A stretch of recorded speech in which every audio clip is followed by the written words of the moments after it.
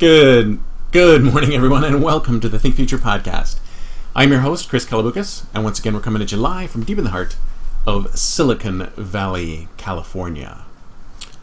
You know, I wonder what Steve Jobs would have thought about our new world of collaboration über alles, where the private office has given way to the cube, which gave away to the cube with lower walls, which gave away to the freestanding desk with no walls, now basically this flex space, which basically eliminates your computer workspace completely.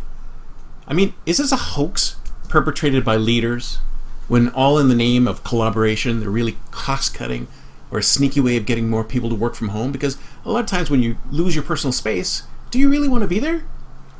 I mean, many of us are already free agents carrying our offices and our backpacks and our briefcases, ready to work whenever and wherever we are. I mean, I've already talked about this multiple times when I talk about the future of work. I mean, wherever I lay my laptop, there's my office, so to speak.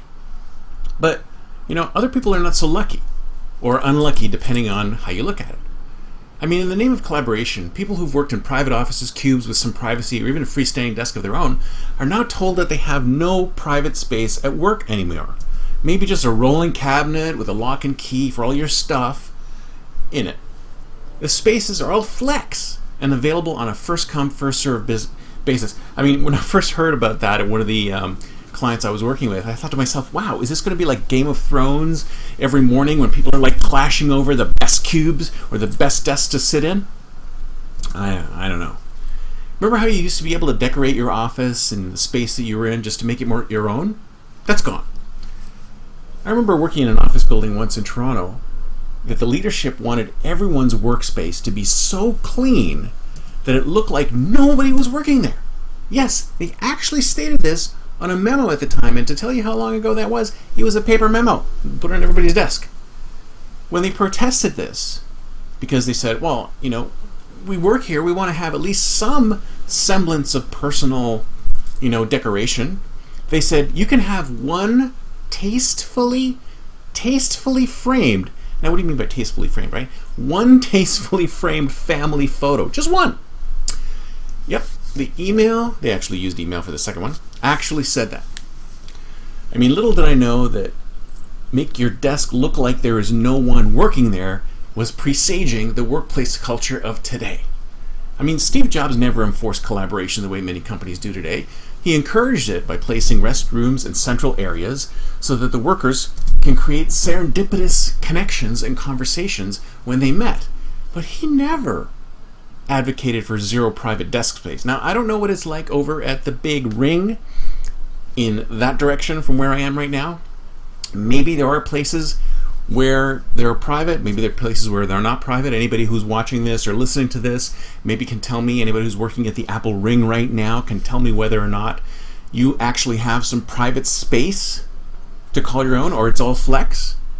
But as far as I know, I mean, he understood, and many people understand, unfortunately none of the ones who seem to be in leadership roles, that workers need both private and public spaces to work in. They need collaboration and privacy in order to do their best work. I mean, I've written before about how one's environment goes a long way towards how people act. You'll be more creative in a creative space and more productive in a productive space. But we still put our people in the same kind of space and expect completely different results from them. Sure, collaboration is important, but so is focused work in a private room where you can just sort of crunch through stuff. I mean, your people need personal spaces, which are designed around trying to help them achieve specific work and personal goals, and other spaces where they can be more creative and collaborative. I mean, if I were to start a company today, I would try to attempt to make it completely virtual. I mean, why would everyone need to commute to an office? As I said before, it's one of the least favorite activities that all humans perform. But sure, there may be some issues with people being productive at home, but giving people your benefit of the doubt, that they know what they need around them to be most productive or creative or whatever their role is. And we should encourage that instead of pushing everyone into open flex space and letting them battle it out Game of Thrones style. I mean, if leadership's ultimate goal, unstated goal, is to drive people to just work from home, then that's probably a good way of doing it. Maybe that's what it is. Maybe it's all about giving them such horrible working environment, such Game of Thrones-like working environment in the office, that they decide they want to work from home most of the time, reducing commutes, reducing employee attrition, who knows?